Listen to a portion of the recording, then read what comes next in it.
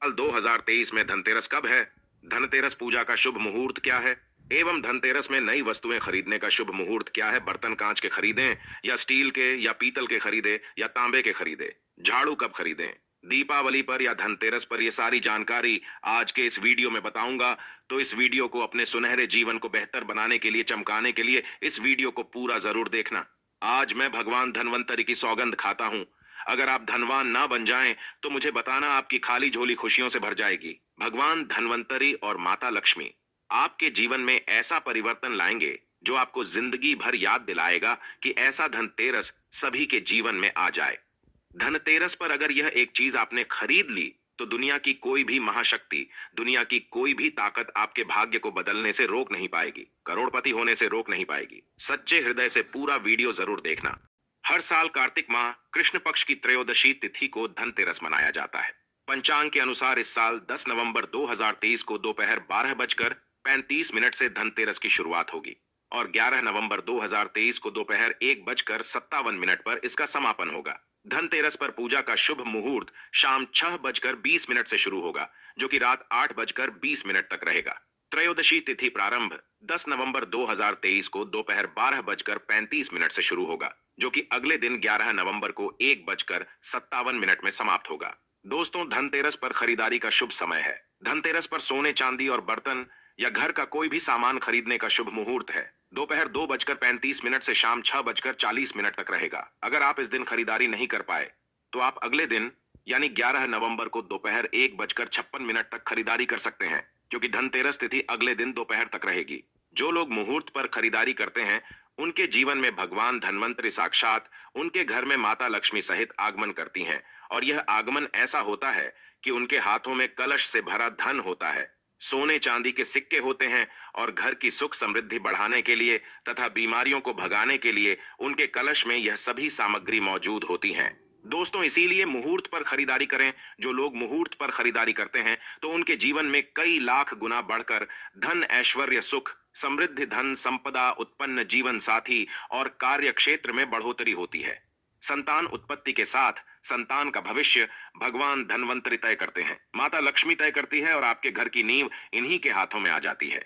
इसलिए शुभ मुहूर्त में करें खरीदारी। दोस्तों, अब आइए जानते हैं कि धनतेरस के दिन हमें कौन कौन सी वस्तुएं खरीदना चाहिए।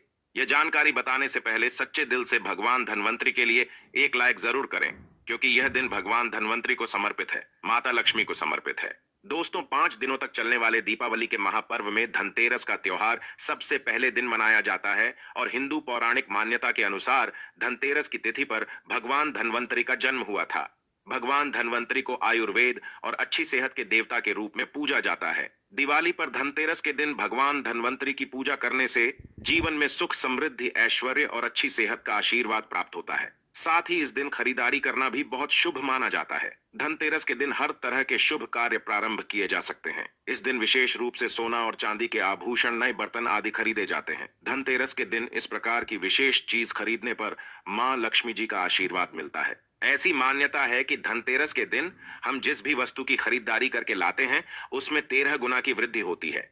इसलिए आपको ध्यान रखना है कि कोई भी ऐसी गलती ना करें, ऐसी वस्तु खरीद कर ना लाएं जिससे कि अशुभता आ जाए।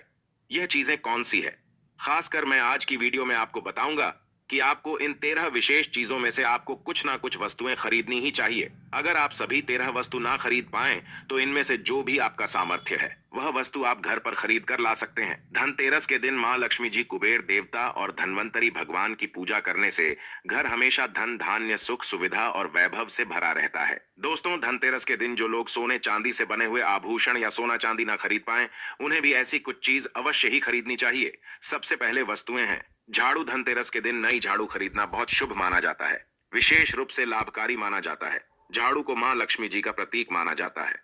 इस दिन जो व्यक्ति आर्टिफिशियल प्लास्टिक की झाड़ू खरीदते हैं तो उसके घर में साक्षात राहु केतु चले आते हैं और ऐसे घर को कंगाल और बर्बाद बना देते हैं। आप किसी और दिन प्लास्टिक का झाड़ू खरीदें, लेकिन इस दिन राहु केतु का आगमन घर में कभी मत होने देना, नहीं तो भगवान धनवंतरी उल्टे पांव वापस हो जाएंगे। देखिए, इस दिन राहुकाल भी रहता है, और जब एक बार आपके घर में राहुकाल का प्रवेश हो जाए तो भला वहां पर माता लक्ष्मी और धनवंतरी देवता का आना वर्जित है। वह ऐसे घर को त्याग देते हैं क्योंकि भगवान धनवंतरी और राहु केतु में भीषण शत्रुता है, वह नाराज हो जाएंगे। देखिए, इस दिन ऐसा माना जाता है कि नई झाड़ू से धनतेरस के दिन पहले पूजा करके फिर उसका प्रयोग करने से घर की सारी नकारात्मक ऊर्जा दूर हो जाती है और घर में सुख समृद्धि का वास हो जाता है। दोस्तों, अगर हो सके, सामर्थ हो तो धनतेरस के दिन एक झाड़ू का गुप्त दान करना चाहिए। इसे आप मंदिर में चुपचाप रखाएं, वहां पर आपको रख देना चाहिए। मंदिर में झाड़ू रखाने से माता लक्ष्मी बड़ी प्रसन्न होती है, बहुत खुश होती है। जो मंदिर में साफ सफाई के लिए झाड़ू दान करता है, उसका घर समस्त बीमारियों से दूर रहता है। घर में माता लक्ष्मी का आगमन होता है। दोस्तों, दूसरी वस्तु है साबुत धनिया। धनतेरस के दिन आप कुछ लेकर आए या ना आए, साबुत धनिया तो हर कोई ला सकता है। साबुत धनिया लाकर दिवाली के दिन उसे पूजा करने के बाद अपने ही घर में क्यारी में गमले में डालना चाहिए। और ऐसा करने से कहा जाता है कि घर में आपका जो भी धन है, जो भी आए हैं, उसमें बरकत होने लगती है। अगर आए दिन अनावश्यक रूप से खर्च होते हो तो उसमें भी रोक लग जाती है। अगर मात्र 11 रुपए का धनिया खरीदते समय जब आप घर में लेकर आए तो घर में जाने से पहले उसमें एक सिक्का जरूर डाल देना। धनिये में जब आप एक सिक्का आप घर पर लेकर प्रवेश करते हैं तो साक्षात भगवान धनवंतरी अपने दोनों हाथों में कलश लेकर तथा माता लक्ष्मी को साथ लेकर घर में प्रवेश करेंगे। यह शास्त्रों में प्रमाणित उपाय हम आपको बता रहे, यह उपाय कभी खाली नहीं जाता। दोस्तों, इस दिन नमक भी खरीद कर लाना चाहिए। नमक अगर आप ढेली वाला लाते हैं तो और भी शुभ है, लेकिन आजकल ढेली वाला नमक मिलना हर जगह पॉसिबल नहीं होता है। तो आप जो भी नमक आपको मिल पाता हो वह नमक आप इस दिन घर पर लेकर आएं। धनतेरस से लेकर दीपावली के अगले दिन गोवर्धन और भाई दूज तक आप इसी नमक का प्रयोग करें और इन 5 दिनों तक लगातार आपको नमक का पोंछा भी घर में लगाना चाहिए। ऐसा करने से दरिद्रता दूर हो जाती है और घर से नकारात्मक ऊर्जा भी दूर हो जाती है। लाजमी है, जब दरिद्रता घर से दूर भाग जाएगी तो भगवान धनवंतरी और माता लक्ष्मी का आगमन अवश्य होगा। दोस्तों, चौथी वस्तु जो आपको घर पर लानी चाहिए वह है गोमती चक्र। स्माइल फैमिलीज चैनल के अनुसार कहते हैं कि जिस घर में गोमती चक्र होता है वहां सुख, सौभाग्य और समृद्धि की वृद्धि होती है। गोमती चक्र घर पर रखने से वास्तु दोष भी कम होता है और घर परिवार में किसी भी सदस्य में आत्मविश्वास की कमी हो तो धनतेरस के दिन गोमती चक्र लाकर उनके हाथ से पूजा करवाकर फिर बाद में आपको इन गोमती चक्र को अपने मंदिर में या फिर धन रखने के स्थान पर आपको रख देना चाहिए। ऐसा करने से जो भी संबंधित परेशानी है वह दूर हो जाती है। आपको यह सारी वस्तुएं मार्केट में पूजा वाली दुकान में बहुत आसानी से मिल जाएगी। हम गोमती चक्र जरूर लाते हैं अपने घर में और आप भी लेकर आएं। अगर पहले से ही हैं गोमती चक्र तो पूजा अवश्य करें। दोस्तों, आप यकीन मानो आज हम भी गोमती चक्र के शुभ परिणामों से महाधनी बन चुके हैं। आप भी माता लक्ष्मी की कृपा अवश्य प्राप्त करें। दोस्तों, 5वीं वस्तुएं हैं कौड़िया। कौड़िया आपको सफेद, भूरी, पीलियां, चितकबरी मिल जाएंगी, लेकिन आपको जो कौड़ियां लानी है वह या तो सफेद लेकर आएं या फिर पीले रंग की कौड़ियां लेकर आएं। कहते हैं जिस घर में कौड़िया होती है वहां पर मां लक्ष्मी जी हमेशा वास करती हैं। कौड़िया लक्ष्मी जी को आकर्षित करती है, इसलिए आज के दिन आप 5, 7, 11 या 13 कौड़िया लाकर आप चाहे तो धनतेरस की शाम को या फिर दीपावली की रात को उनकी पूजा करके रोली, अक्षत, कुमकुम अर्पित करके फिर एक लाल कपड़े में बांधकर आपको अपने घर में जहां पर भी आप धन रखते हैं वहां रख देना चाहिए। आप शंख में भी रख सकते हैं, बहुत ही शुभ माना जाता है। शंख में पानी जरूर डालें और फिर कौड़ियों को उसमें डुबो दें। हर साल आप इन्हीं पुरानी कौड़ियों की पूजा कर सकते हैं। हर साल आपको कौड़ियां खरीदने की आवश्यकता नहीं है। यदि आप नई कौड़ियां खरीदना ही चाहते हैं तो पुरानी कौड़ियों को अब जल में प्रवाहित कर दें। पुरानी कौड़ियां जल में प्रवाहित करने से माता लक्ष्मी क्रोधित भी नहीं होती, उल्टा आप पर गंगा मैया प्रसन्न हो जाती हैं।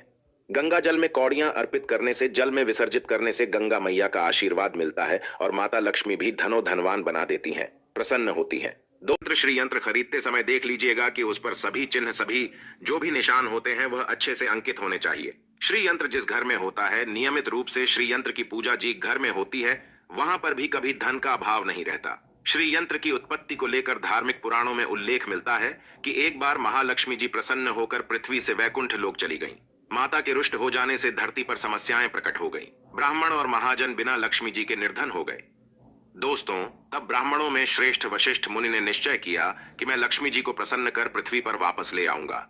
जब मुनि वशिष्ठ बैकुंठ में जाकर मां लक्ष्मी जी से मिले तो उन्हें पता चला कि मां लक्ष्मी जी तो अप्रसन्न है और वह किसी भी स्थिति में पृथ्वी पर आने को तैयार नहीं है। तब वशिष्ठ जी ने वहीं पर बैठकर भगवान विष्णु की आराधना शुरू कर दी। नारायण ने प्रसन्न होकर मुनि वशिष्ठ को अपने दर्शन दिए। वशिष्ठ जी ने श्री हरि विष्णु से कहा कि हम पृथ्वी पर बिना लक्ष्मी जी के बहुत दुखी हैं। हमारे सारे आश्रम उजड़ गए, धरती पर वैभव खत्म होने वाला है। यह सुनकर भगवान विष्णु वशिष्ठ मुनि को साथ लेकर मां लक्ष्मी जी के पास गए और उन्हें मनाने की कोशिश की, लेकिन फिर भी मां लक्ष्मी जी नहीं मानी। तब उन्होंने कहा कि मैं किसी भी स्थिति में पृथ्वी पर वापस जाने को तैयार ही नहीं। जब चारों दिशाओं में मां लक्ष्मी जी के पृथ्वी पर वापस न आने की बात फैल गई, तब देवताओं की गुरु बृहस्पति जी ने एक युक्ति सुझाई। उन्होंने कहा कि अब श्रीयंत्र साधना ही एकमात्र उपाय बचा है, जिससे मां लक्ष्मी जी को धरती पर आना ही पड़ेगा। गुरु बृहस्पति जी के निर्देशों से श्री हरि ने धातु पर श्री यंत्र का निर्माण किया और उसे मंत्र सिद्ध प्राण प्रतिष्ठा युक्त करते हुए दीपावली के 2 दिन पूर्व धन त्रयोदशी को श्री यंत्र पर स्थापित करके विधि उसका पूजन किया। पूजन समाप्त होते होते माता लक्ष्मी जी को वहां आना ही पड़ा दोस्तों, और वह बोली कि मैं किसी भी स्थिति में यहां आने के लिए तैयार नहीं थी, ये मेरा प्राण था, परंतु बृहस्पति जी की युक्ति से मुझे आना ही पड़ा। श्री यंत्र मेरा आधार है और इसी में मेरी आत्मा भी बसती है। यही कारण है कि धनतेरस के दिन श्री यंत्र खरीदना चाहिए और अपने घर में स्थापित करना चाहिए कहता है। इसीलिए आप भी गलती से भी लोहे के बर्तन कभी घर में मत लाना। इस दिन कांच की प्लेट घर में लाने से राहु काल प्रवेश करता है। लोहे के बर्तनों में जैसे कि कढ़ाई है, लोहे का चमचा है, लोहे की जाली, लोहे की गाड़ियां आदि धनतेरस पर नहीं खरीदना चाहिए। शनि महाराज भी क्रोधित हो जाते हैं। दोस्तों, 7वीं वस्तु है 7 मुखी रुद्राक्ष की माला या फिर 7 मुखी रुद्राक्ष। अगर आप धनतेरस के दिन 7 मुखी रुद्राक्ष को घर पर लाते हैं और फिर उसकी विधि विधान से पूजा करते हैं, या भगवान शिव की पूजा में आप इस रुद्राक्ष को प्रयोग करते हैं, किसी भी मंत्र का जाप करते हैं, तो उससे भी आपके घर में कभी परेशानी नहीं आती। किसी प्रकार का कोई अकाल मृत्यु का भय नहीं रहता, क्योंकि दीपावली दीपों का त्योहार होता है और इस दिन अपने घर में अपने सामर्थ्य के अनुसार दीपक जलाए जाते हैं। धनतेरस के दिन भी दीप जलाने चाहिए। अगर आप चाहते हैं आपके घर में साक्षात मां लक्ष्मी जी का वास सदा बना रहे, पूरे वर्ष भर आपके घर में धन की कोई कमी ना रहे, आपको कभी कर्ज लेने की, और 13 दीपक घर के बाहर जलाएं। ऐसा करने से भी मां लक्ष्मी जी का आशीर्वाद प्राप्त होता है। हम भी अपने घर में दीप अवश्य जलते हैं। बहुत ही आनंद पूर्वक मां लक्ष्मी का आगमन होता है। दोस्तों, धनतेरस के दिन 8वीं जो वस्तु है वह आपको मिट्टी के दीपक जरूर खरीद कर लाने चाहिए। मिट्टी के दीपक आप अपनी सामर्थ्य के अनुसार खरीद कर ला सकते हैं। अगर हो सके तो किसी जरूरतमंद को जहां पर धन का अभाव हो, ऐसे घर में आप मिट्टी के दीपक का तेल सहित और बाती रुई सहित दान भी कर सकते हैं। हम धनतेरस और दीपावली पर यह कार्य अवश्य करते हैं। स्माइल।